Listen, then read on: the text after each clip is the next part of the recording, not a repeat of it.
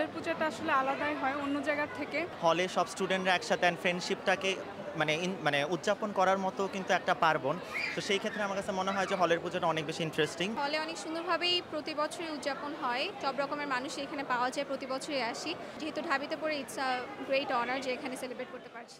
ঢাকা বিশ্ববিদ্যালয় যে বিশ্ববিদ্যালয়টি আসলে নানা উৎসব পার্বণ আন্দোলন বিক্ষোভ সব ক্ষেত্রেই ঢাকা বিশ্ববিদ্যালয়ের নামটি চলে আসে সবার আগে। ঢাকা বিশ্ববিদ্যালয়ের জগন্নাথ হলের এই পুজোটি আসলে কেমন উপভোগ করছেন সবাই, এই ব্যাপারটি একটু জানার চেষ্টা করবো। চলো। জগন্নাথ হলের ব্যাপারটা হচ্ছে যে কি এখানে আসলে মানে সব ধরনের মানুষজন আসে, আর স্টুডেন্টদের একটা ব্যাপার আছে, অনেক রকম দোকান আছে ছোটোখাটো, তো সব মিলায় এই জায়গাটা একটু ফ্রেন্ডলি।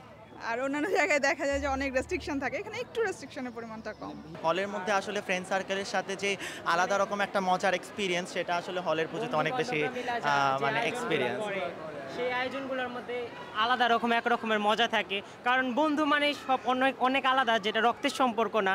এই রক্তের সম্পর্ক ছাড়া একসাথে এক জায়গায় থেকে তারা যে মন মানসিকতা ডেভেলপমেন্ট করে একসাথে এত বড় একটা রাজকীয় পুজো আয়োজন করে, সেটা খুব বড় একটা ব্যাপার। তো সত্যি কথা, দেবী দুর্গার আশীর্বাদ না থাকলে সেটা করা সম্ভব না এই জগন্নাথ হলের স্টুডেন্টদের পক্ষে। তো হলের পুজোর সাথে তো একটা অন্যরকম, হ্যাঁ, যেমন বারোয়ারি পূজার আলাদা একরকম আমেজ, এই সেই হলের পুজো স্টুডেন্টদের পূজার একটা আলাদা আমেজ। না, ভালোই লাগে, কারণ এটা এখানে ভার্সিটির যারা সনাতন ছাত্ররা আছে ওরা মিলে করে, সাথে আমরা যত ধর্মাবলম্বী মানুষ আছি হিন্দু, তো ওরাও আমরা আসি, ভালোই লাগে। এখানে একটা উৎসবমুখর পরিবেশ তৈরি হয়।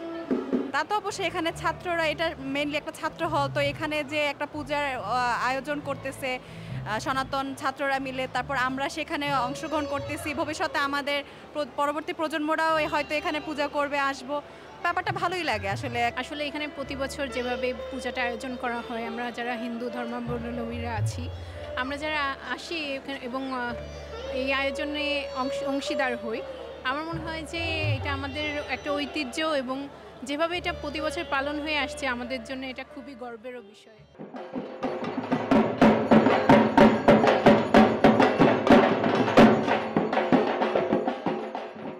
আজ নবমী, আগামীকাল বিসর্জন, আসছে বছর আবার হবে, এই অনুপ্রেরণা নিয়ে একটি বছরের অপেক্ষা। রাজধানীর ঢাকা বিশ্ববিদ্যালয়ের জগন্নাথ হল থেকে যুক্ত ছিলাম আমি মুস্তাফিজ আবির। ধন্যবাদ এতক্ষণ সাথে যুক্ত থাকার জন্য।